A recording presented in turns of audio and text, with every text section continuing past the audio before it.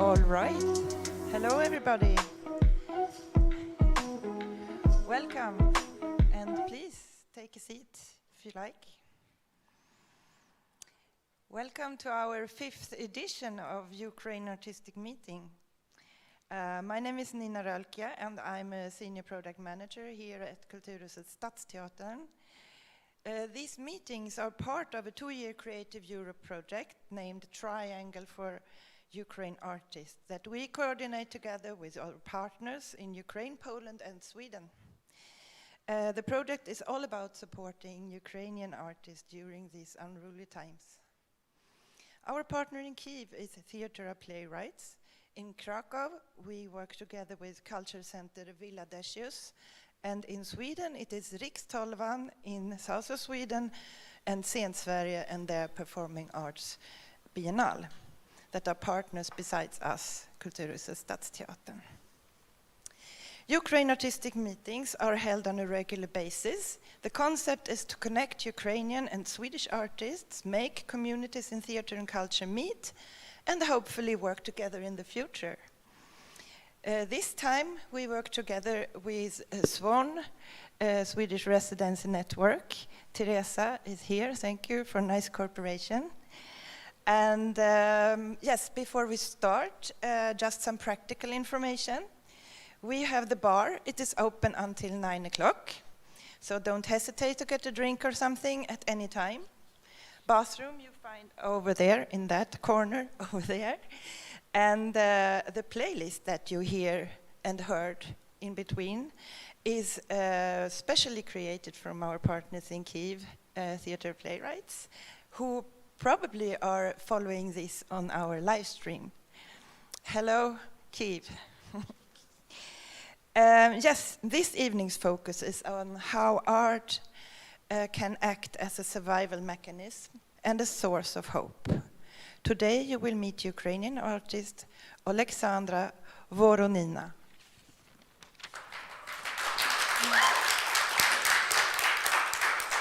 Oleksandra is from Kyiv, now based in Sweden. Oleksandra holds a master's degree from the National Academy of Fine Arts and Architecture in Kyiv and has been teaching drawing at universities in both Ukraine and Sweden. Her work has been exhibited both in Ukraine and internationally, and she has received several awards in Ukraine, Germany, and Italy. Her art is in private and public collections around the world. She will first present her artwork that you can see here today, and after that she will hold a presentation on Ukrainian artists' struggle for freedom. Welcome, Oleksandra.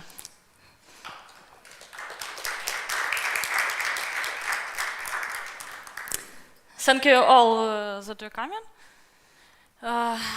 Today I will talk about my project that I create all these works in Sweden.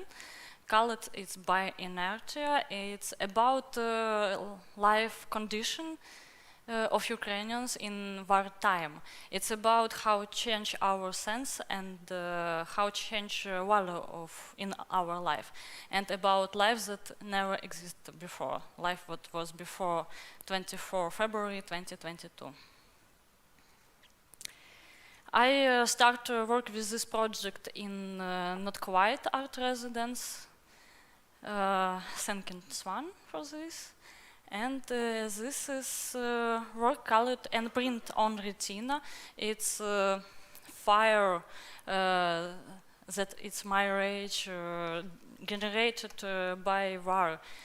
It's a whirlpool of my emotions, and it's my extreme jump from one emotions to extreme another. It's how it's changed, and it's broken in pieces as well, like me.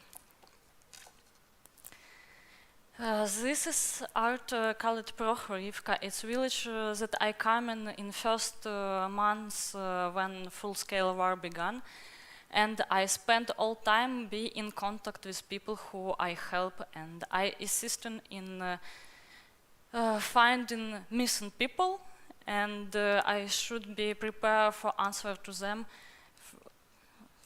around the clock. It's tunnel vision. It's about that in condition when you all times overthinking about information that comes to your brain, about news and horrible reality. You couldn't involve in your partners, and he loses his personality because you can't touch them, even he only 1 meters from you. In reality, he on a lot of years from you, because we all aged maybe some decades only in few months. This work called Habit, and this is not about sexuality, it's about common life scenes that stay same, but something changed, something very important changed in your life, and it's about that food have no taste, alcohol didn't make you calm, humor not funny, even art have no sense anymore. This is Fengersfors. I depict Fengersfors Lake, and it's first day when I find myself around a lot of people, a lot of happy Swedish people who celebrate Midsummer, and I thinking about that these people have fun behind me, and see this charming idealistic landscape, and understand that this is not harmonized with my reality. And this is about beautiful Swedish nature that I saw these years, and it's dedicated for our Ukrainian nature that we lost, and it never been recovered. It's about myself, who should be tolerant.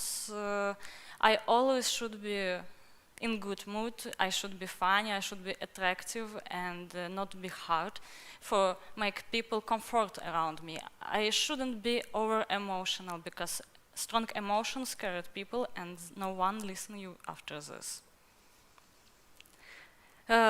This project consists of 6 works and 2 in progress. And now I will talk about Ukrainian artists. I have a lot of friends in art and a lot of acquaintances. They have all very important, historically important stories. And I today talk about several who work with visual art. This is artist Anastasia Syrenko, who born in Yalta, Crimea, and she lives and works in Kiev. She studied together with me in same course on National Academy of Fine Arts department, graphic department, and participate in different exhibitions such as Hida Takayama Museum, Japan, Mystецький Arsenal, Kiev, Ukraine, and French Institute in Ukraine. She worked last years more like a graphic designer with such clients like Aperol Spritz and Colombo. As well, she worked as senior graphic designer, and last couple or 3 years worked like art director with clients like Bacardi, Martini, UNICEF. She got a lot of awards. One of them is silver, bronze, and a few more silver medals in at Black Sea, at ACD Europe, ACD UA. And on this photography you can see her design for bottle, and it's Father's Wine Winery. And on right photo, this bottle became a Molotov cocktail soon.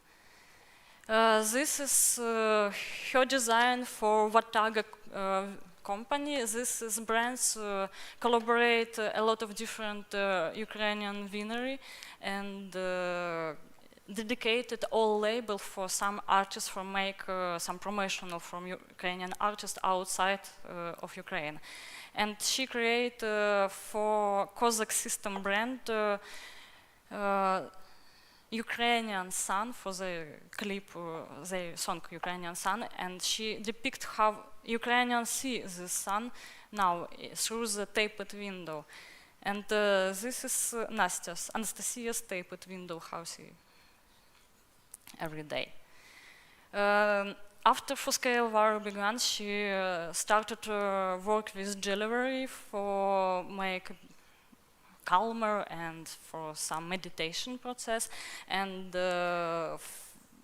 create brand Brow use coral, pearl, and bonus for this. She show how beautiful our nature could be, and how unique her form. She doesn't use any bones from stranger soldier or for hunter, only buy in some taxidermist who takes this from clinic or shops. This brand born from Desiree expressed her love for nature. In her free time, she creates some motivation picture for collect donations for our army, and she sold her art and participate in charity exhibition when money go to our army. She stay in Ukraine because she see better future in Ukraine, and she try work for our culture, for save Ukrainian identity and for our victory. She very excited about our network, and for our surrounding very important, and it's why she couldn't live in any country. She see her life in better way in Ukraine, and in retirement she's thinking about maybe she will have some house near waterside in Spain, but now she waiting when Crimea will come back to Ukraine and will be free. This is artist Vitaly Kravets, born in Lviv and work in Kyiv. He graduated from National Academy Scenographic Department. She worked with graphic and oil, but in same time she created illustration for books and some labels for music albums. He exhibit in museums such as Hanenko Museum, Kyiv, and Gallery Casa della Memoria in Milan, Italy, Kulturhuset Vienna, Austria. Focused on interdisciplinary fields in culture. As well, he worked with theater. He designed costume for Kaidash family play, for drama, for Ivano-Frankivsk National Academic Drama Theater. And in this year he developed video installation for Irma Witkowska woman show. I will talk about his project Crying. Today it's impasto oil painting with numbers maybe than 50 artworks.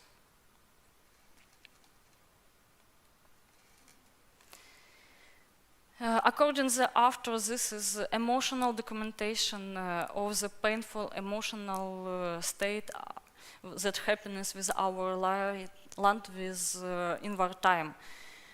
Her wounds that need to be recovered.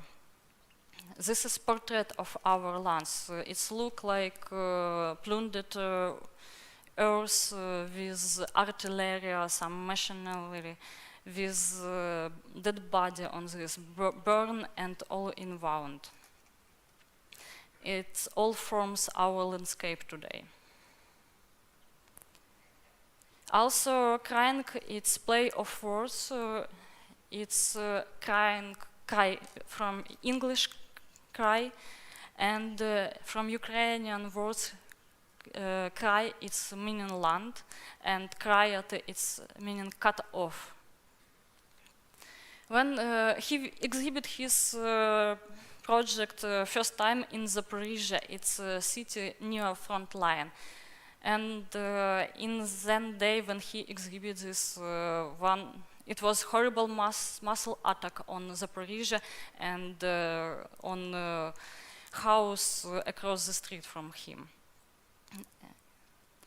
This is from exhibition in Kiev, and I avoid a lot of people and avoid maybe some opening of exhibition for last 2.5 years, and it was first exhibition that I visited in Kiev last maybe 2 months ago. Vitalik restored flag of Ukraine for this exhibition, and it was first what you see when you come in on opening of this exhibition. His grandmother make it from 2 T-shirts his grandfather, and it's how she put idea in his brain how should look Ukrainian land. It's blue sky and yellow field under the sky.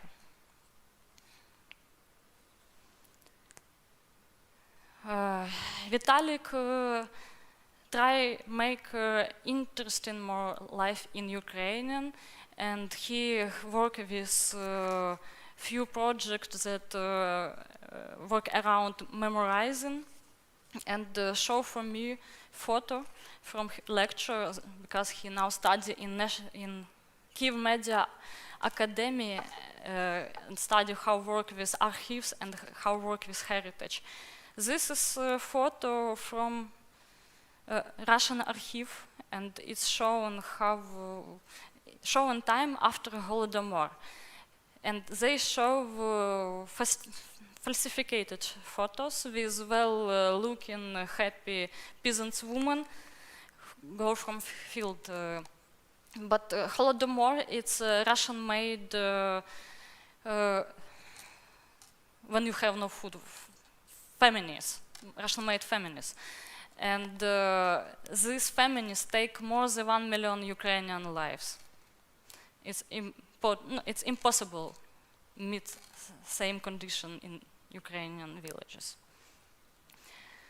Vitaly regularly donated from her sold art, from salary, and make all for inspire people come back to Ukraine for make better cultural situation. And first month he lived when started war. First month he lived in Lviv, and his daughter with wife live in Paris, but they couldn't hold it and come back live in Kiev. And Vitalik says that separation and immigration is like equivalent of death for him, and relocation is greatest stress, and we will try avoid left Ukraine as long as it's possible. And in same time he believes that after all will be fixed and they will get a normal life with normal conditions in Ukraine. Excuse me, it's something with my presentation, it's too quick. This is family of Krivonos and Antoinette. All of them work with art. And I will start with Krivonos Dmitro Krivonos, born in Vasilkiv region, Kiev, and work with different art field, make some posters, work in cinema, work with concept art for games, with like 3D modeling, texturing artist, and work with Dozhenko Film Studio and Film.ua. Illustrate some books for publishing Ababa Halagamaga. It's one of famous Ukrainian publishing, designing a coin for Ukrainian National Bank, and currently working for full-length animation film Nasha Faita. This is animated film, full length, Mavka first song. It's created 8 years because was some coronavirus situation and war, and it stopped process. This was released in May 2023, and the script based on drama for tale on by Lesia Ukrainka first song.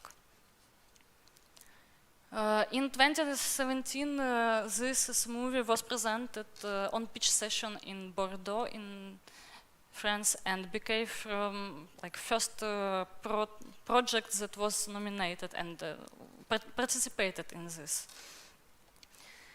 And they use a lot of Ukrainian national ornament and folklore, and it's very important for Ukrainian because we have big connection with our tradition, and it's connect with contemporary situation in Ukraine. And as in addition for another country, it was shown in Sweden too. This is Ivan Krivonos, his son, and here in high school student now, interested in art and develop his skill from very beginning. And this is his personal exhibition in Мистецький Барбакан, created by Kravet, and he has 6 years old here. And together with his mother, he created 2 art books, one about Ukrainian artists, it's alphabet, and one about international artists. Have knowledge in politics, philosophy, and technology, and preparing for some study in philosophy faculty.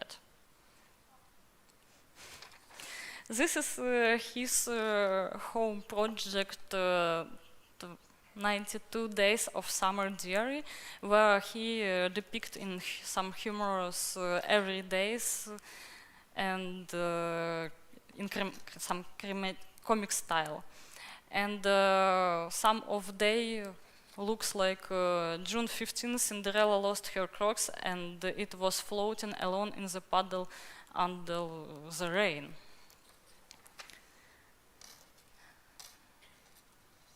This is how Ivan studying and drawing in contemporary conditions where our electricity was bombed. His mother, Nadia Antoinette, born in Rivne and live in Kiev and work in Kiev. She artist who work a lot with illustration and some commercial project, and as well she work like curator, and she work in Мистецький Arsenal, in Odessa children festivals, and a lot of another. Currently she curator in Squat art space. Her project Flora Avatars, she depict in this way. It's technique assemblage. Her friends and acquaintances, she use only some spices and plants for this. And even chiaroscuro she can depict by some plants. They together create alphabet Ayagja. It's about Ukrainian, it's all letters dedicated for Ukrainian artists. And it's project more about like research, artists research their technique, use their images for create some quintessence of images for letters.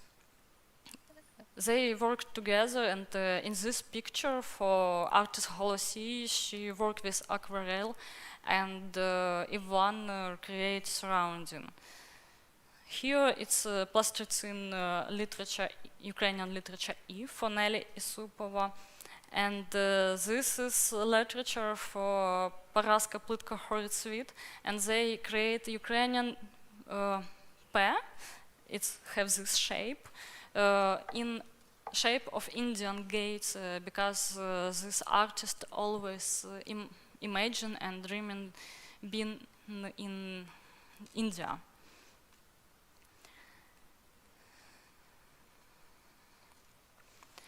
Nadia works now in Squad 17B, and this is on perfect place for popular bars.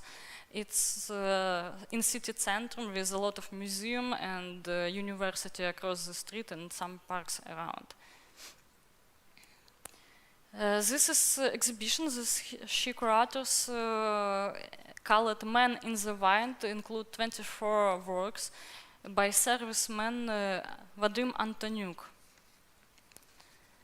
And Squad constantly collect all time some donations for our force.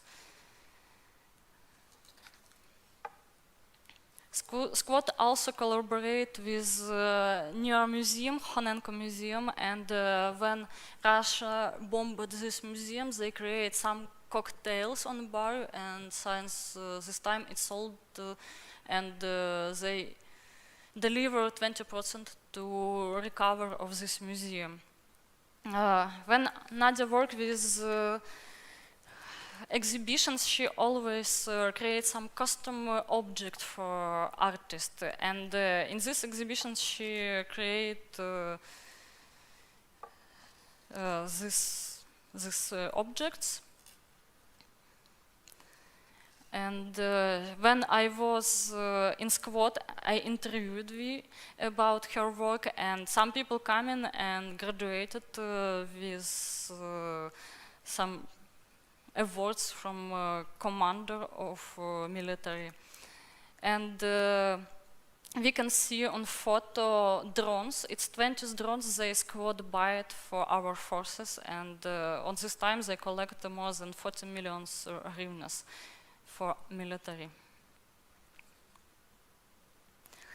Nadia says that she stay in Ukraine because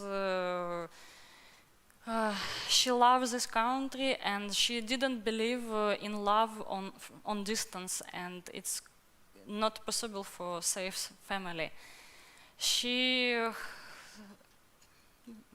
donate for and make a lot for save Ukraine because she want longer live in Ukraine, and she jokes that maybe it's front line didn't move so fast to Kyiv where she live because she donate. This is artist Petro Gronsky, born in Kyiv and work in Kyiv.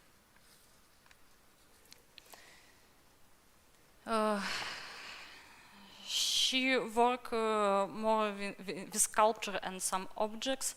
He exhibit in Albertina Modern in Vienna, Austria, in M17 and Mistecka Arsenal in Kyiv.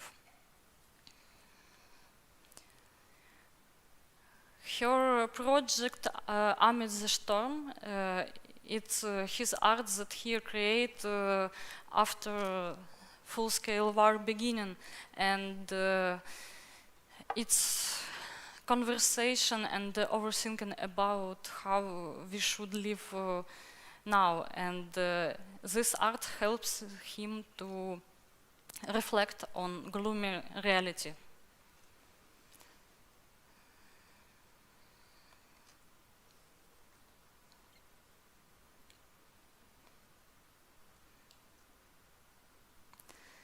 He in a lot of various way help our forces and for keep our identity. And when war beginning, he help with another artist evacuate a big art collection from it was near Juliane Airport, Kiev region, and Russian artillery was hit only a few kilometers from them. On this picture, his first car that he will able buy from for soldiers and deliver to Battalion Svoboda, and his income is from art that he sold.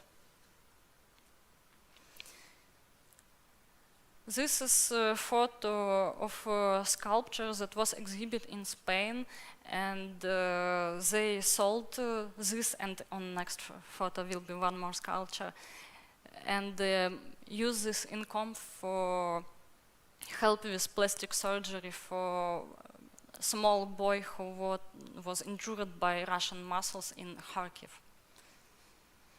After end of the exhibition, all his sculpture was sold, and he be able to buy one more car for military.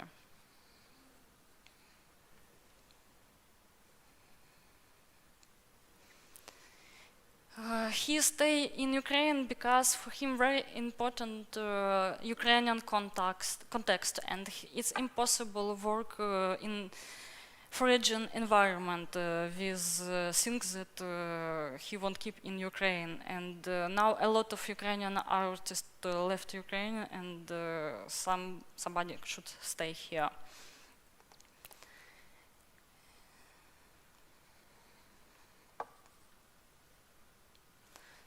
His friends, Serhiy Zapadnya, born in Brovary in Kiev region and now work in Kiev.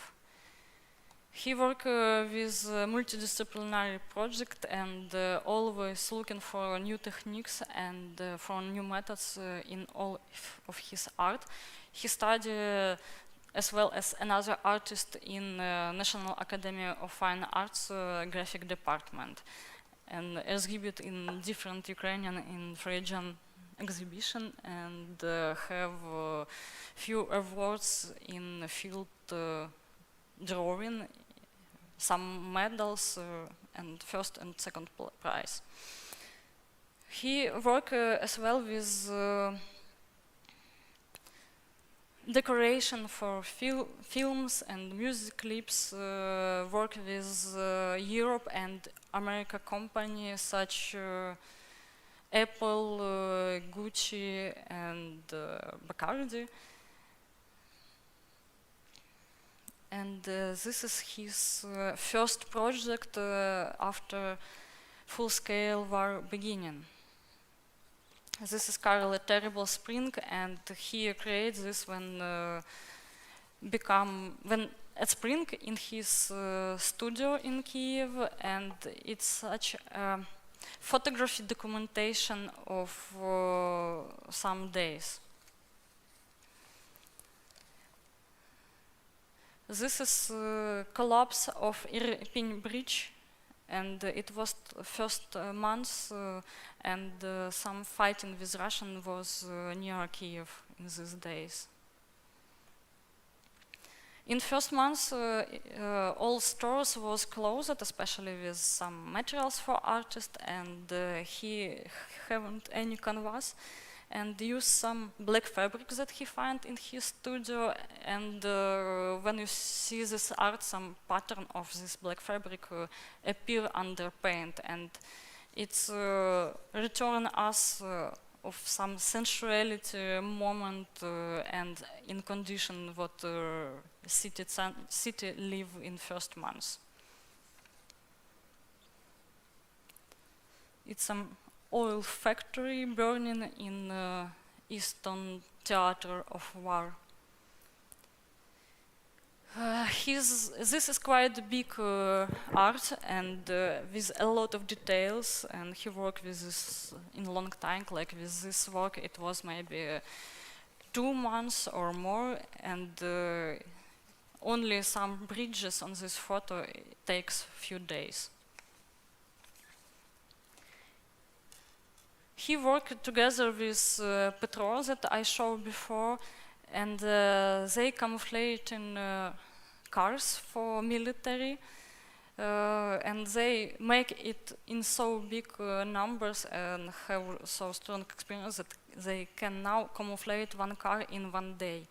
And this is, you can see some photo on background, on right photo, it's maybe last real art squad in Kiev, and it was bombed too, but nobody was injured, and it's only burning. They make some evacuated car for medicines, and this medic says that car along 2 years saved more than 70 people, and 10 of them survived in clinic death. Sergei stay in Ukraine because this community is such important for him, and it's a big serious task for create art life in Ukraine, especially now. He 23 of February was in Georgia, and maybe on last before plane used for come to Ukraine. And she meet Georgians people who decide him that it could be most horrible scenario of situation in Ukraine, and she couldn't handle this and can't believe in this. But on next day he communicate with another Ukrainian artist. Oh my God! One moment.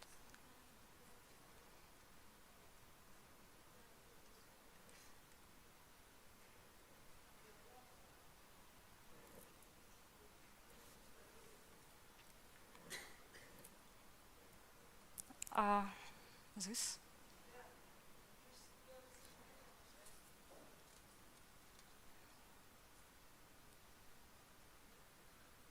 Okay.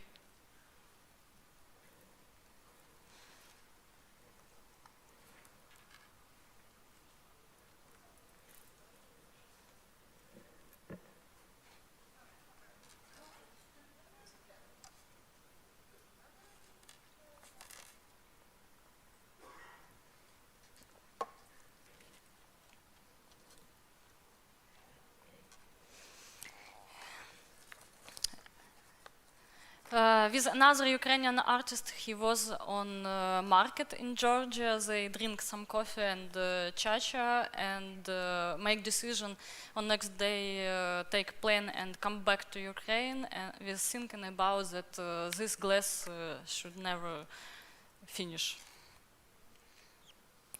This is family of Gurians. They all now soldier, and they all involved in art inspiration. This is Volodymyr Gurin, who born in Moshun and graduated from National Academy of Fine Arts painting department, and complete postgraduate internship in same academy. He specialized on painting, and his work held in different collection. Participate in exhibition and some plein air since 1988. His project Pure Lips. This project was created before full-scale war, and it's like project by 3 artists. He work when he listened how music played his wife, and this was also performed on his exhibition, but by his wife. The music was composed by Volodymyr Mashika, and it consists 12 miniature pieces.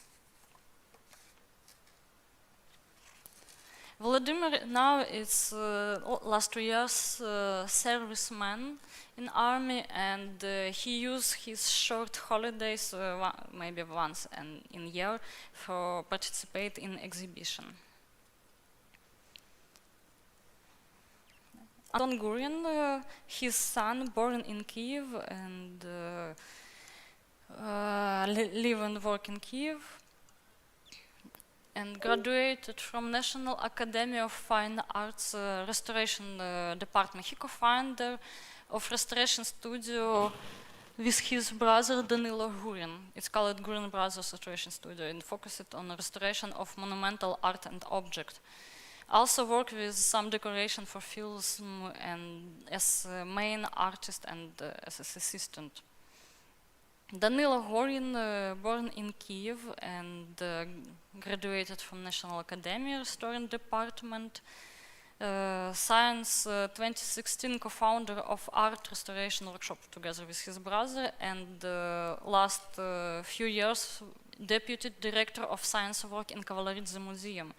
Have 13 years experience in museum field and 90 years in cultural heritage preservation. Participate in different conferences and so author of academic articles and articles for popular scientist publishing. Have different recognition such different recognition in art field from Kavaleridze Museum Workshop and Kiev State Administration. They create the restoration studio in 2016, and this is one of their project. It's restoration of Kiev bus station.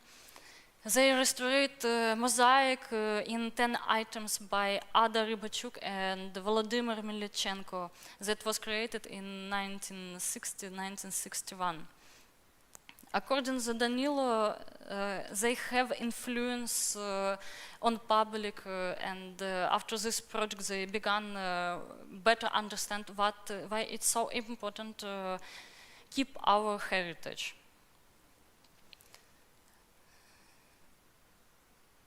This is another one project, Clear River Station, and they was first restorator who worked with this after this was built.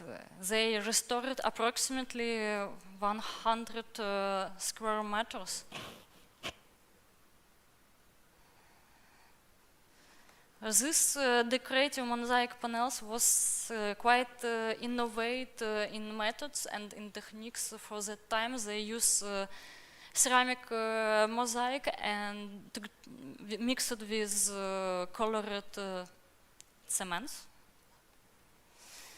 And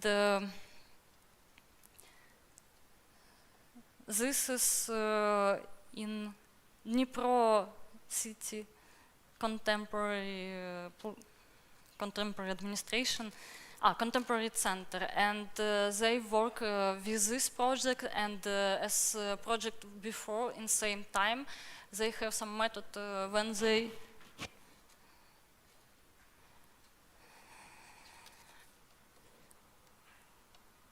they switch each other and coming to project to each other for like maybe have some fresh looking and have some ask some question and advertisement. Now they all servicemen. This is Gurin, older Volodymyr Gurin, and he sergeant in fighting position. He lose his hair here because running all time with RPGL. This is Anton. He on fighting position too, and as his brother and father, when war began, they was on duty and preparing for fight.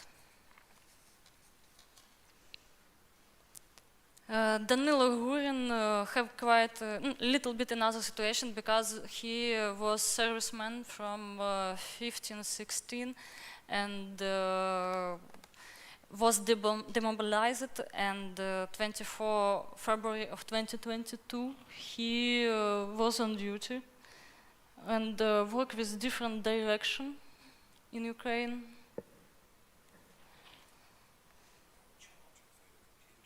Charger, yeah.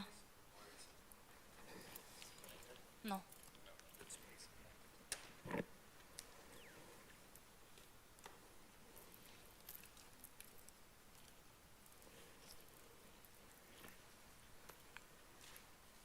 Ah, no, it's not my charger.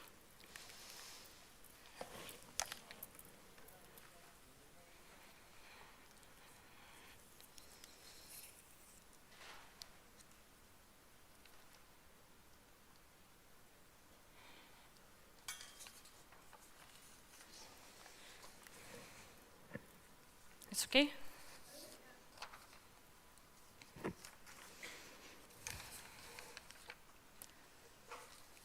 Okay.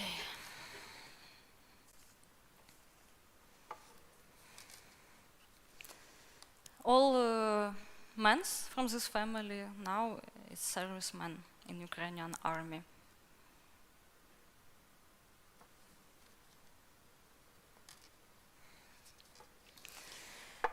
Danilo sent to me this photo. It's how look at Ukrainian landscapes now, polluted by artillery, and you can see how it crashed our nature.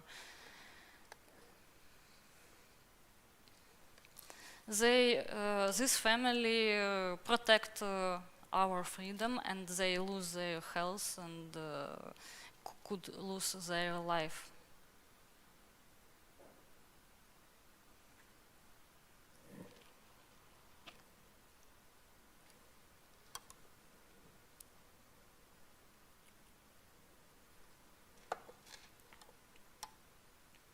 According to Danilo, when growing with well health men say that they more useful in backside than that front line, it's union and self-justification, because Danilo could be more useful like manager or restorer than like military serviceman. But if we all will think in this way, tomorrow we will wake up abroad of our country, and we will sing sad song and reflect at how we lose all in our life. He says that now war quite quicker, and everything is quick develop in army and in both sides, not only in Ukrainian with technology and a lot of another. He says that it's terrible, scared time, and in same time it's terrible interesting. Vitaly Protosenya, born in Gorlivka and worked like artist in Ukraine. He graduated in Donetsk Art College, and after this in National Academy on Sculpture Department, exhibit in Institute of Problem Contemporary Art in Ukraine, M17, and Мистецький Arsenal in Kyiv, Ukraine. Participate actively in different sculpture symposium and festivals such as Mogritsa Land Art Symposium, Kyiv International Sculpture Symposium, and Google Fest Indisciplinary Festival.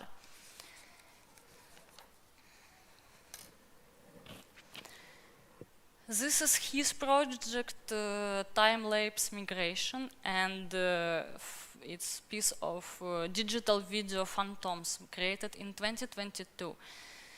A person's native home and the place where he was born have a significant role in how he recognizes reality, as well as his past and future. Phantoms paints that express what was one part of you and what it's gone. This is manifestation of the memories of the last home. Memory loss can take place when neurons that store information about home finally die. This project is reflection of his own experience of internal migration, lose home, and thought about Ukrainian migration process as a result as war that Russia started against us. Vitaly loved his homeland, his people, and he feeling that he need protect Ukrainians from Russians.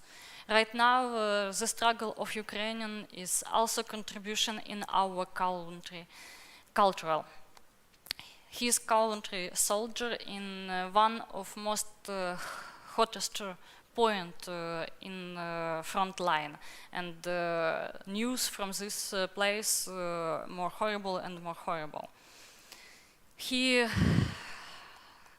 young sergeant and his main duty is physical destruction of our enemies.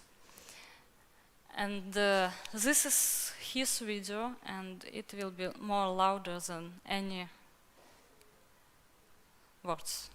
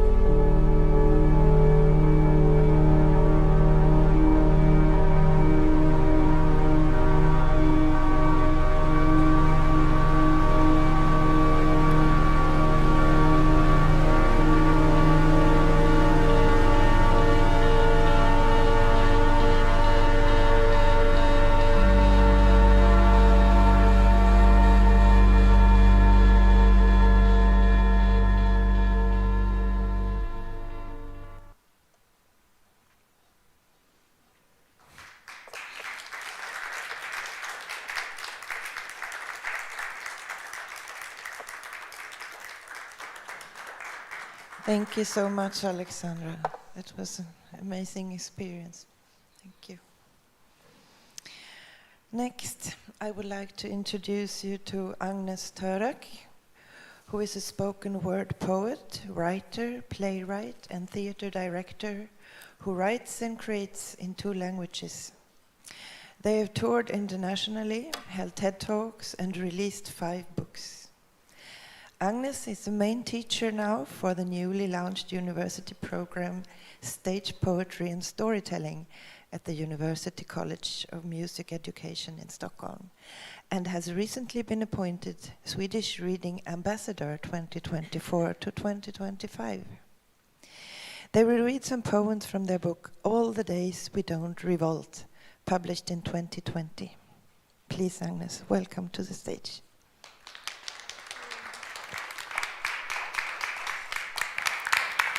Thank you. Oh, there we are. And I just want to say there's no way to follow that, so please, a round of applause for Oleksandra.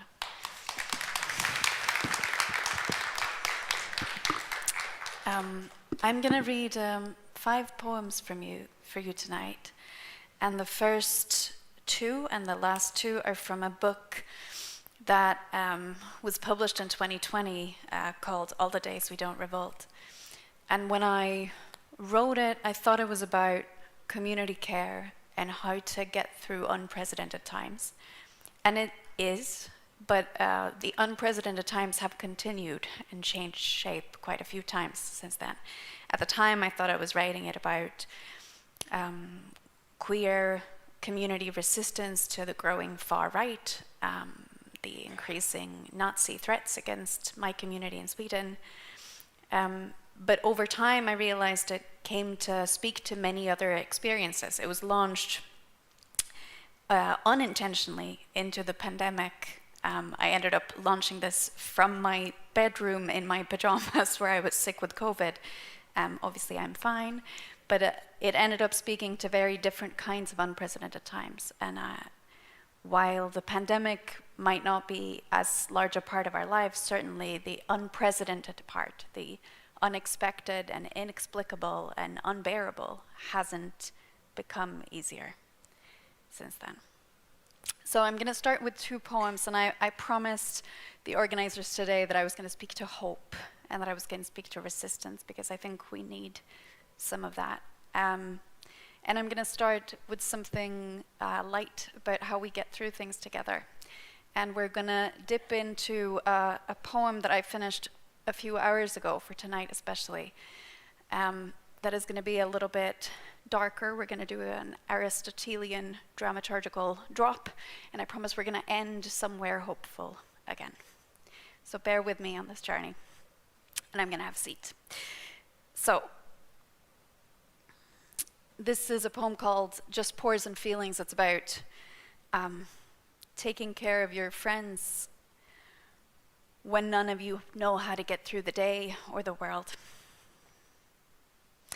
All my friends are brain, heart, sorrow, love, laughter, comfort, hope. They struggle and try again. Place 2 feet on the cold floor beside the bed each morning and find some way, any way, to get up.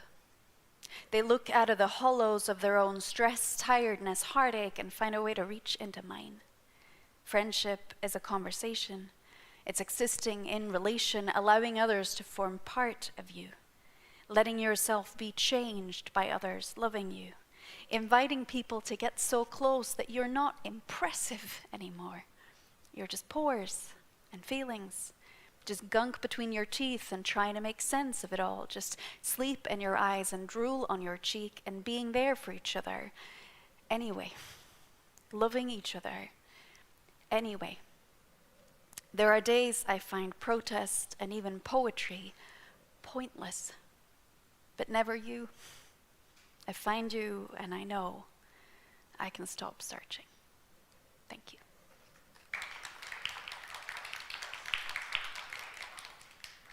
So I thought I'd read one more poem from the book before we take the brand new piece. And this is the reason the book is called this. This is While We Waited for the Revolution.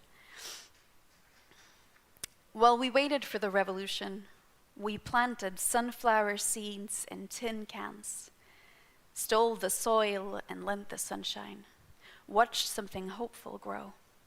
While we waited for the revolution, we went to marches, signed petitions, organized resistances, wrote and spoke and listened. While we waited for the revolution, we drank wine in flats we could barely afford, complained about dead-end jobs, made meals for friends down on their luck, waited for the other shoe to drop. While we waited for the revolution, we argued about how to best go about it. Passionately joined and were quickly disillusioned with political parties and progressive organizations, banners and hashtags and movements for change. We went on campaign trails, collected donations, took arduous stands, stumbled and fell, exhausted or elated, celebrated or disappointed, alone or together, into bed and in sleep. We dreamt of tomorrows where we weren't waiting anymore. And in the mornings, we woke up and tried again. Thanks.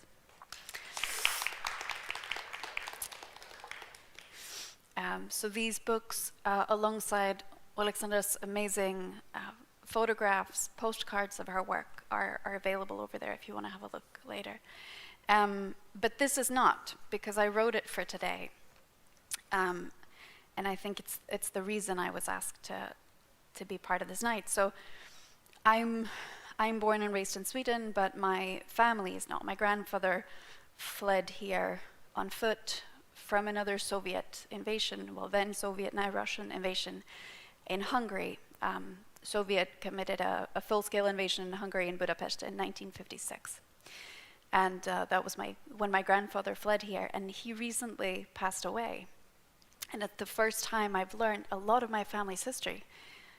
Like many children and grandchildren of war, we don't talk about the past. But I think we need to, especially when it's repeating itself so obviously. And Sweden had a very specific role at that point in time, one that it could take again. I read about my family's history on Wikipedia. I read about why we fled to this country in books of fiction. We do not talk about the war.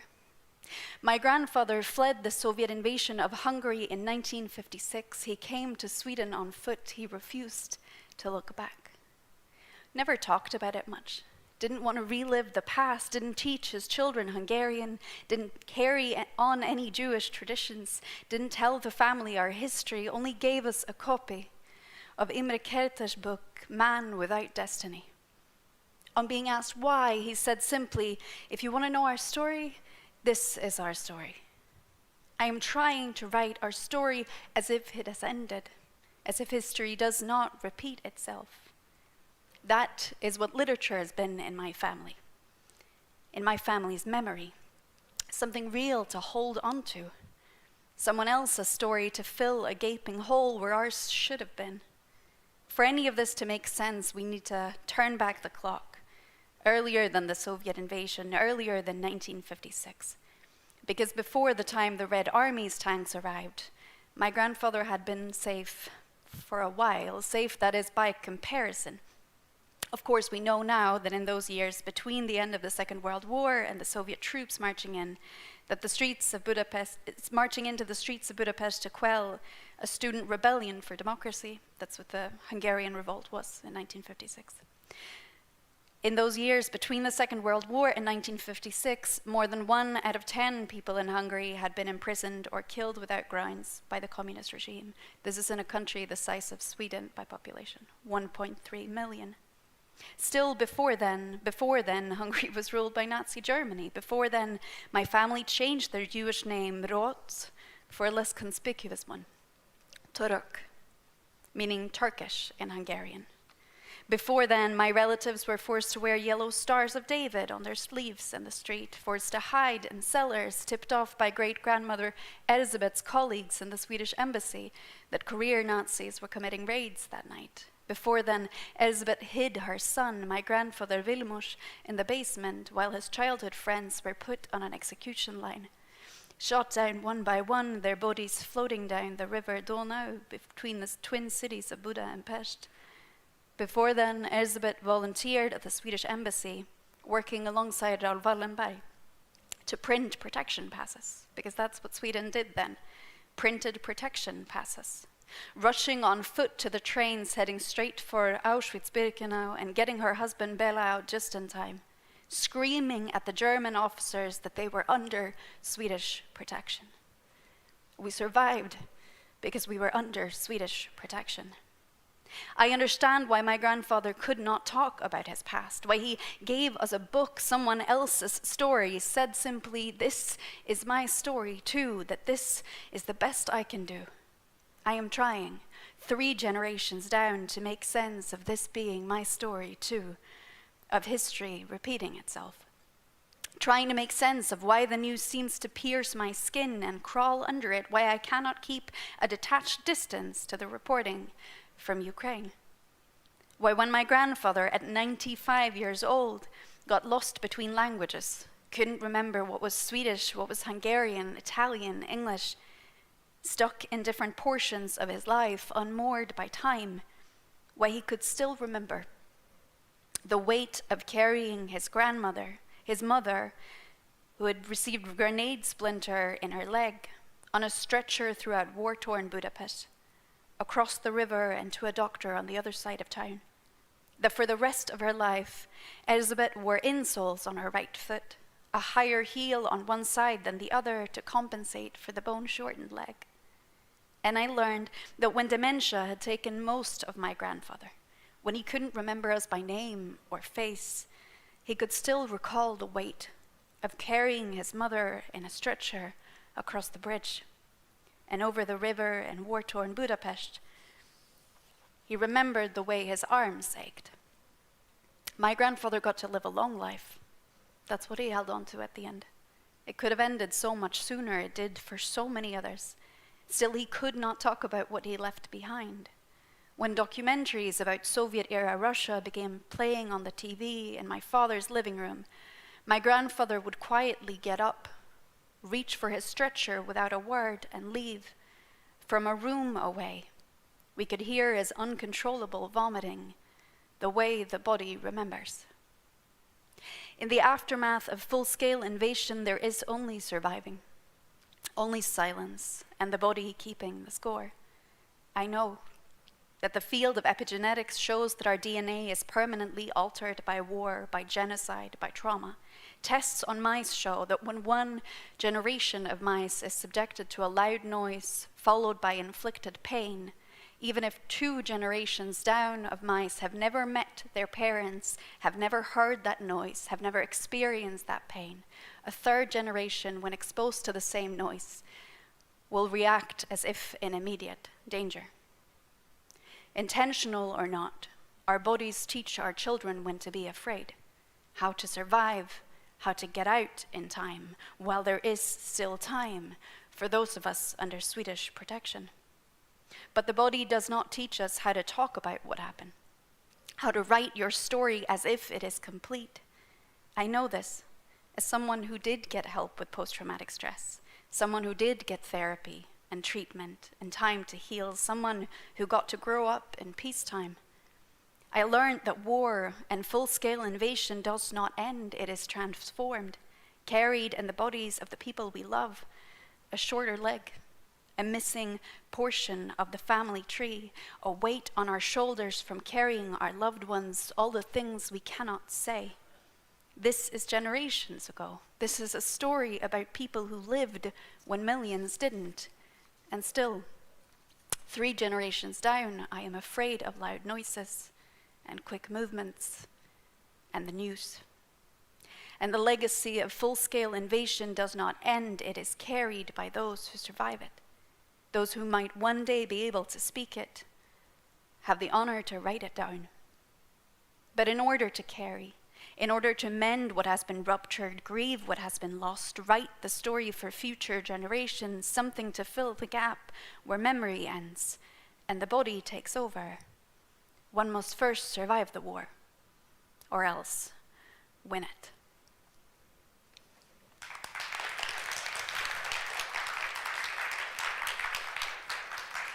Thank you.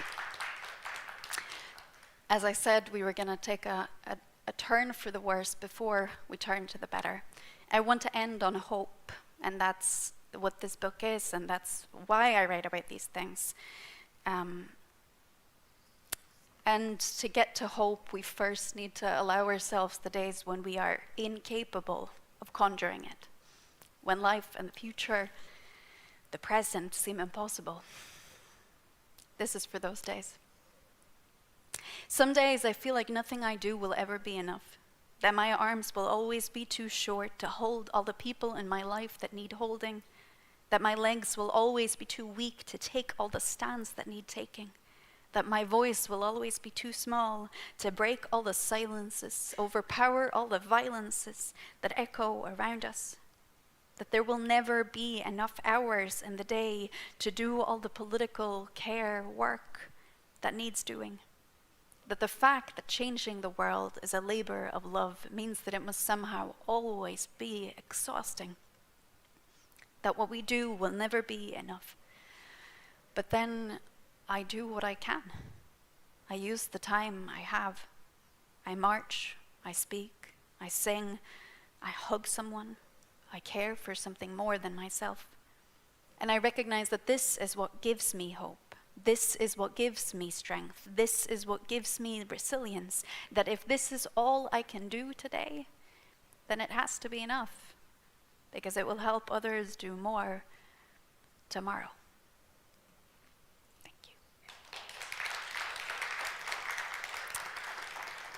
And this is my final poem for today. It's about hope. Something that can happen when you're not in the middle of war, middle of full-scale invasion. And certainly I fall into this trap as well, is that you can begin to think that there is nothing you can do. I'm too far away, I'm too small, I don't know enough. I don't have enough resources. And a thing that is depended on in times of war is our apathy. If we're too exhausted, too afraid, too tired, too overwhelmed to do anything, then it can continue as it was, as it's been many times before. And on those occasions, not only our action, but our hope is vital. For those of us who do not get messages daily from loved ones that are facing the brunt of this, what we've seen and heard, our role is to be what Sweden was for my family, to be a source of protection, to be a source of resources, and to be an endless stream of resilience and hope. This is about that.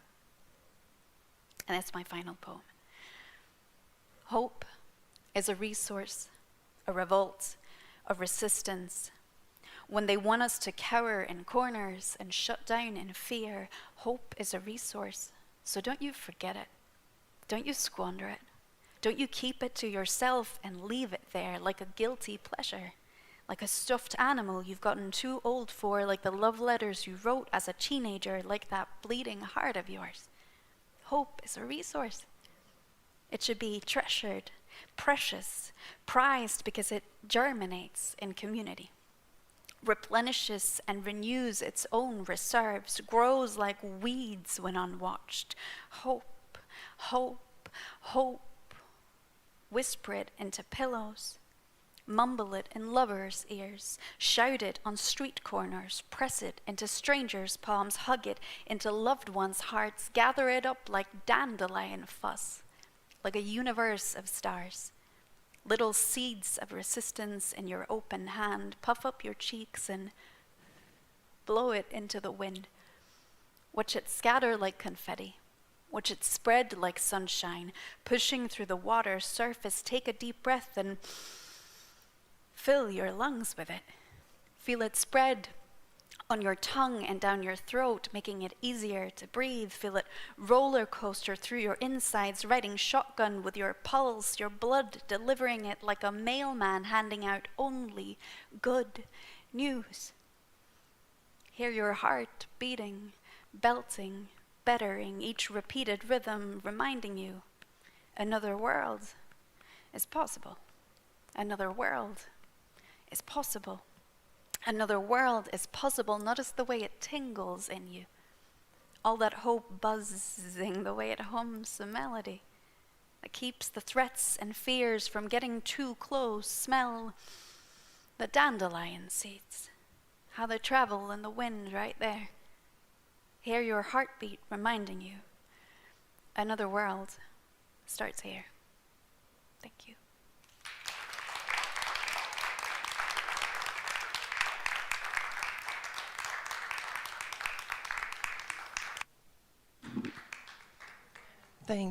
Thank you so much, Agnes Török. Wonderful. We will hear more from you and Oleksandra in a little while, because now my colleague, the art pedagogue Estella Burga, will interview you both when you're ready. Yes, perfect occasion to buy something to drink or eat in the bar.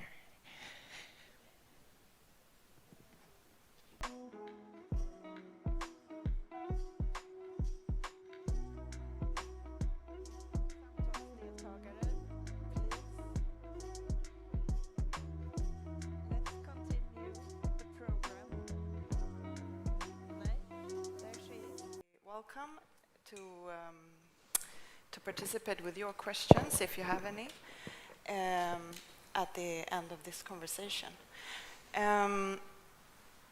Thank you so much, both of you, for the presentations. It really gave me so much sense of hope, also, and like an image of resistance.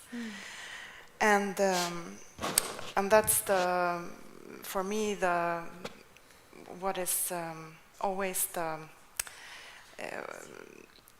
the feeling that art can give me or give us is the translation into something that we can touch, that we can feel, because it can, these big abstract words of solidarity or resistance, they are so big, and hearing your poems and hearing your stories from Ukraine, both seeing your paintings but also the stories from the artists, that gave me something concrete to hang on to. And so I just start with this huge question: if art can change the course of history, or if it just reflects the time that we're in. And if you want to comment on this, I start with you. Yes, absolutely. It's like a reflection for modern time, but I believe that it can change our future, because we share a story, we create some dialogue about our heritage, about our station, and we share it through generation, and have possibility never forget what happens, and how look in our situation evil, and what we should make, and our stories repeat and repeat, and art help for us handle it, and it make people closer, and in my situation in Sweden, I can use art for make like more visible some problems, create something beautiful for make some impression, and for keep connection with our situation now. Thank you. Do you want to add? I think that's beautiful. I know, we know from history, right, that artists have been key parts of resistance movements, both armed and not, in so many times and places. And part of that is being able to unite behind a shared story of the past, of the future, of what we're fighting for. And part of that is having a space to feel often at a time or in times where it feels unbearable to feel, and you simply have to keep going. So I think both art can be a sort of catharsis and outlet, but it can also be a collective story urging you to keep going.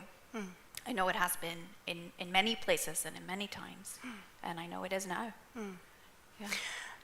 In your book, it's All the Days We Don't Revolt. You both describe coping mechanisms, but the book itself is functioning as a coping mechanism, I guess. I hope so, yeah. So do you want to tell us more about this the importance of coping for you? Yeah, I think that book, and I'm working on a project that deals with similar themes in Swedish, and the idea of it was to kind of move beyond this idea of individually coping with huge societal and collective issues, and moving towards thinking about community care as forms of resistance. Caring for our friend who's having the kind of day where they cannot get out of bed because of the state of the world is resistance. Cooking a meal for someone who's had the hardest day in their life is resistance. It's not the only form of resistance, it's not enough to win the war, but it's certainly necessary if we're going to keep going along enough to win it. And that's regardless of whether that's, as in Ukraine, an actual physical war, or a war of public opinion as concerns the community I wrote about, the queer community, and especially the trans community in Sweden. So yeah, I'm hoping it's kind of a way to think about and a way to be with each other, even when the world is unbearable. How do you see art as is art for you a coping mechanism? How do you use your art? Coping mechanism? Like how do you use it? We talked about it a little bit. Is it now? I can't find. Sorry, I can't find the. Like balance, maybe creating art as a form of resistance, and maybe a process to just leave it behind and use it as something, an outlet for other to relax in, maybe.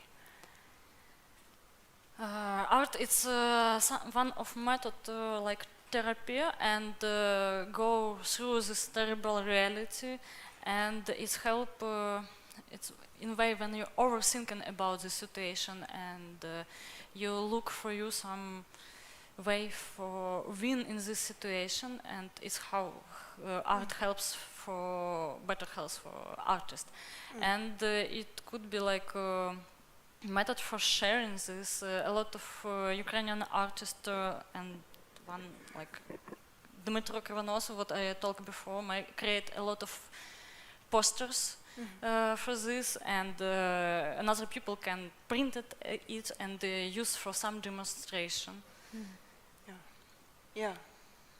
And art help our member and keeping our heritage, create some cultural continuity, and as Danilo Hurin says that when we have and this cultural continuity visible, it helps remember who we are, because without this visible and understandable forms, it's too easy for say that like Ukrainian, it's imagination, and that we like southern wrong Russian and shouldn't exist, and they imagine us.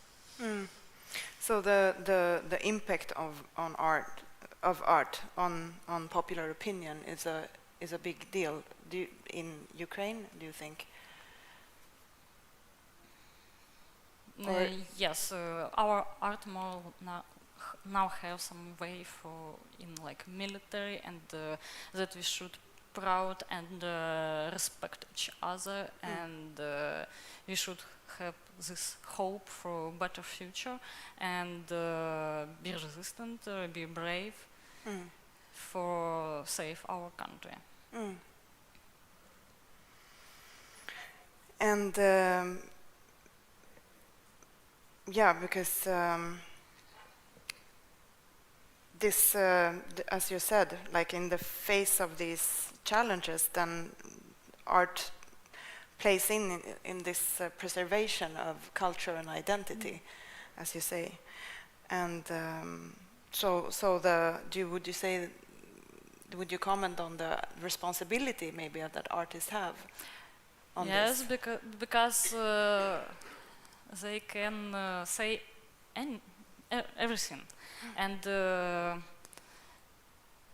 it could be like propaganda, and Russian very good in this, very professional, and they a lot of years create some visible pictures that like our Ukrainian art is Russian, and only last years, affected by war, some museum become recognized that some paint artist is Ukrainian. Before they was believing this propaganda, and we should work more and stronger for share our cultural, because people should see these changes and divide us from Russian. And the role of artists in Ukraine's future, like now and after the war, how do you see that role of the artists?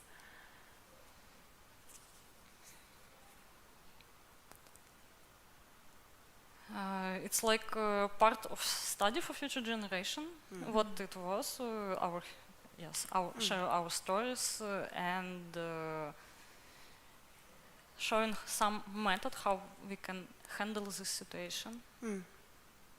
Yeah. And as more will be some pieces of different type of art, it will be help future generation avoid this situation with Russia. Because I think about this, the collective memory that, and what the presentation that you gave us was really like giving us this collective history from Ukraine, from artists that stay, and you also been thinking a lot about these collective stories and collective memories of resistance, and how do you have examples of a historical resistance that have inspired your work of activism? Oh, there's so much, but I think I often draw on history and collective history when I write, and some of it is my heritage by blood, my family that is Hungarian and originally Jewish, and there's a long story of resistance there, and obviously all the ways in which the concentration camps were resisted, all the ways in which the Nazi regime were resisted, all the ways in which the Soviet invasion were resisted. There's a lot to draw from there, but the other sort of chosen heritage history that I draw from a lot is queer history and trans history. And what has been so interesting there is that often queer and trans lives are not recorded at all until there is resistance. So we know very little about the lives of queer and trans people, mostly, until quite recently. We know that they have existed always, but we only see them surfacing, becoming visible, making their way into archives through art and through resistance. And that's kind of it. And I think there's something beautiful and interesting about that. And I think it's really worthwhile kind of starting to excavate all the things that were below the surface before, all the things that, and also because just like during wartime, when an oppressed groups, history often becomes politicized. So people want to burn archives. They want to demolish culturally significant art, culturally significant buildings. You know, this is part of the undoing of a collective identity. So often, our rebuilding of those things, or trying to excavate those things, in the images we saw, the reestablishing of this bus station, the recovering of this artwork, it's not just a symbolic action, it's also a literal one of recovering art that has been destroyed. And I think there's so much to be done there. I think we have some football fans outside, perhaps. Perhaps. Yeah. So I think there's a lot to do. I'm writing a project right now that centers on, there was in Berlin up until 1942 the world's first institute of trans history and trans medicine that was burned by Hitler. And so there's this enormous, in trans context, there's kind of this burning of a library of Alexandria, of this enormous shared history of trans people in Europe for hundreds of years that did exist until 1942, and trying to recover what doesn't anymore. And how do we make sense of the absence of evidence of our existence? There's a lot to dig into there. So, also, is there a line between creating art for activism versus art as a form of personal healing? Is there a line, and if so, how do you navigate it? How can you, if you... Do you want to start? I'll start. Okay. I don't know that there is a line to me. I think it's both and.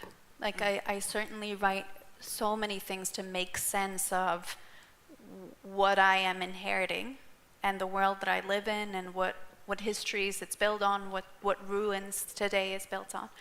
And I do that because it keeps me sane, or saner, in a very sick time. But I also certainly do it with the hope that it can be the source of comfort for others and the source of resistance for people who identify with it. So yeah, I think it's both, and I think on the best of occasions it does both those things. There's a famous quote, and I cannot remember who said it, but art having the role of disturbing the comfortable and comforting the disturbed. And I think that's hopefully where you are, comforting all the people who are in pain and upsetting some people who are far too comfortable with what is. Great quote. I'm thinking also to work in a collective, which I know that you have done, and that you also you're asked to come and present your art, and you bring the group of other artists, and to work collectively is also kind of taking a stand or against the idea of the artist with a big A. Do you work differently, do you think, now? Is the collective more important now? In wartime, collective it's very important because we all share our experience, and we always could ask about any help, and it's help find way from difficult situation. And if looking on some practice moment, it could be when you volunteer, and as artist you have a big environment and a big collective of people who work with art, and you can only put it in media, and some like I need to collect money for my friends in army or something like this.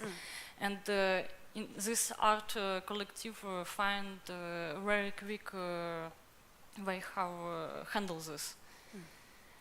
And it's if you have no collective, you can be mess up in your thinking and your vision, but when you're in collective, it's always good base for open dialogue about this and how find some solution in any task, and it's help remember to what value in this life in this time.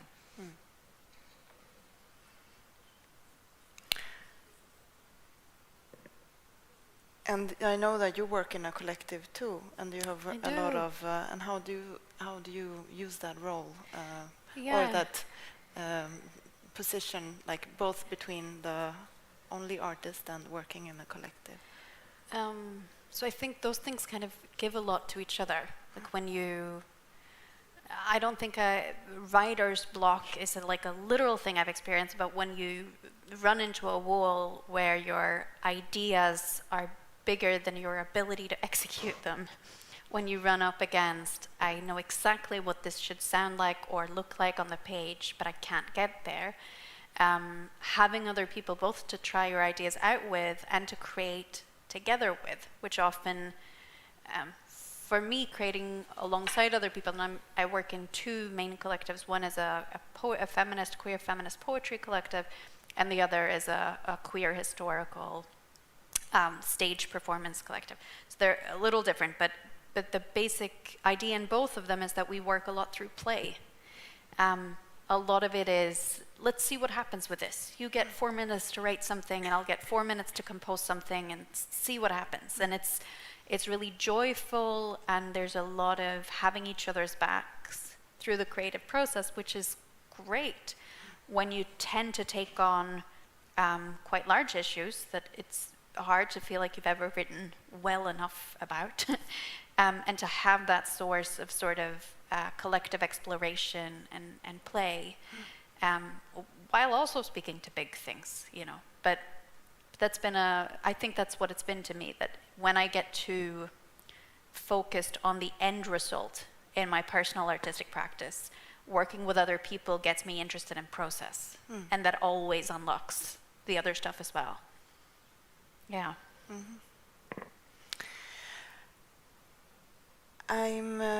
I'm thinking if any one of the in the audience has a question for Oleksandra or Agnes, or if you maybe have a question for each other.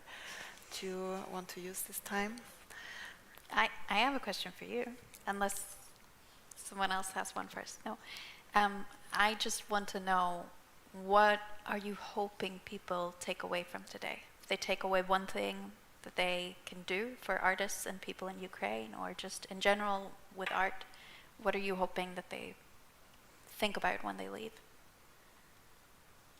How help Ukrainian artists? Yeah. I think better way it's if they will have possibility for express their thinking, not by me, by their own, and showing their art, because they have all different stories, and they should make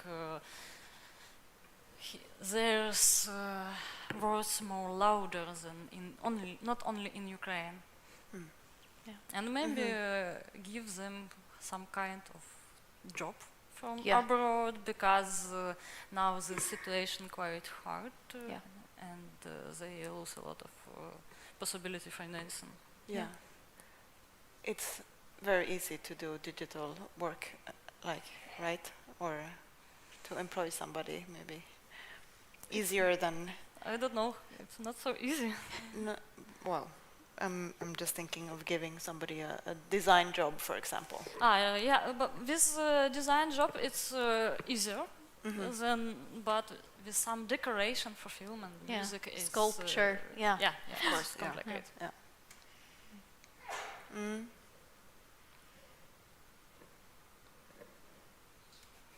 Yes.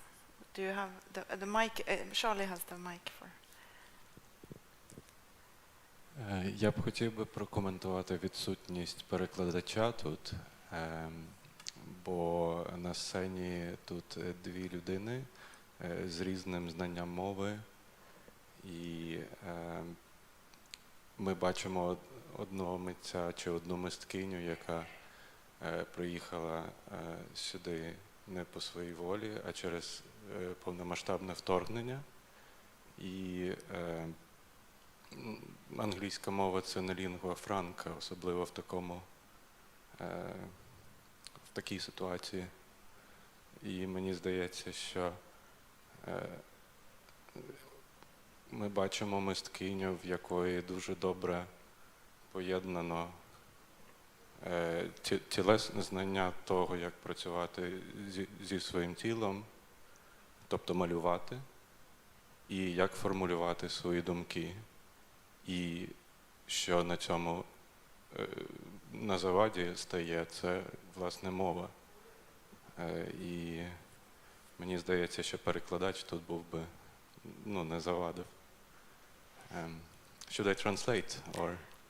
Please. Yeah, I was commenting about the lack of the translator here at the stage, because we see the artists that I feel keeping the mind and body dualism in check, but there is the language in the way, and English language is not a lingua franca for the situation when person has to flee the war.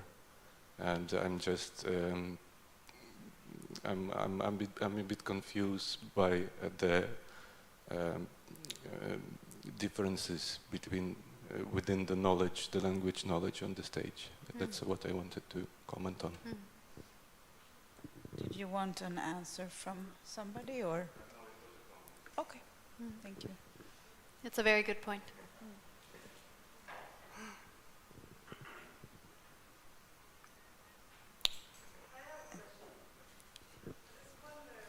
Wait for the microphone. Because I just have a quick question. I'm sorry. I just have to know, because you, Estelle, you asked them like after the war. There was a question like in the beginning of this conversation. You asked them like after the war, what will happen? But what is after the war? I was just like, what is after the war? I get a little bit confused by that because we don't know what's after the war. No, I'm sorry. When? What? When is after the war?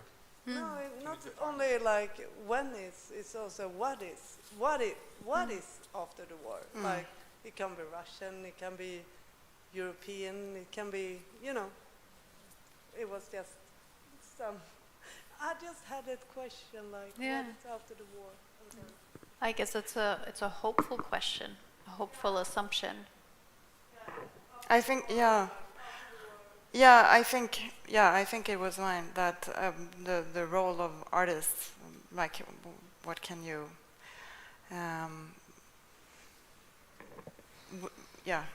I understand that question. Maybe it was just too hasty a thought, and very good point there. What is it? What comes after? What comes after now? If I can just add, I think it's a great comment and a great response, but I also want to say I don't think it's just like a hope is a really important resource during times of resistance. Utopia is a really helpful and hopeful resource. Being able to imagine the best possible outcome in a horrific situation is not just wishful thinking. It's being able to keep going. That's, I have a comment. Yes, maybe parallel to Utopia. Thank you so much, both of you, and Oleksandra. I'm overwhelmed by the presentation. It's just, I think every time I see Ukrainian art, I'm struck by the beauty, and I thought that's one word that I lack from this conversation: the role of beauty as resistance, the ability of Ukrainian artists to present art on this artistic level, such a high level, such craft, such incredible creativity, invention, and even these horrific images of the war landscape are extremely beautiful. I don't know if you want to say something about that.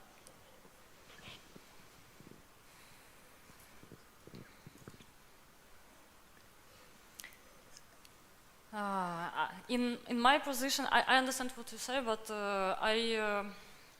my art was before. It's not about beauty; it's more about wound. And now my art about same wound and what we should fix. But I use beauty for make some attention around what we have now. But yes, Ukrainian artists have well done art and a lot of academic experience and in good level. And I think that the situation of last years make, in some sense, this art more stronger and more contrast in main goal and position that it shown for us.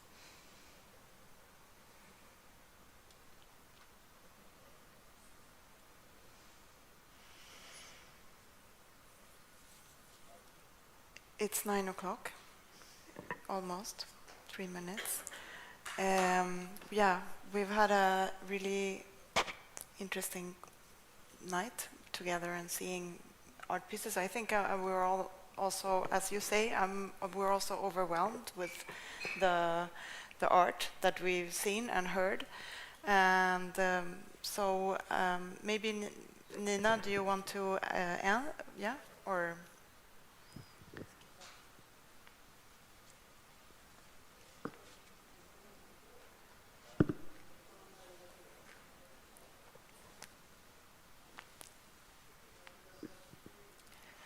Okay, thank you so much for this conversation.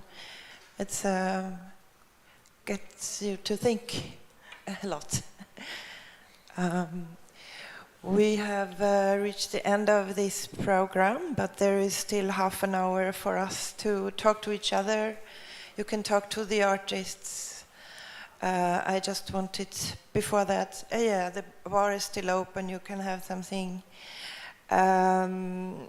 I wanted to end with telling you that this is the last Ukraine Artistic Meeting for 2024, but we will continue through the whole 2025, actually, and the first Ukraine Artistic Meeting in the next year will be on the 20th of February.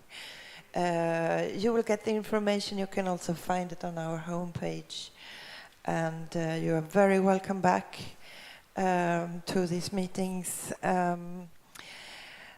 Yeah, and last but not least, I would like to thank again Swan for this beautiful cooperation. Thank you, the artists, for being here tonight. Estella, thank you. And also the technicians and the service staff, and also our producer, Charlie Nelson Prague. Thank you so much for tonight. Lovely to have you. Hope we see you again.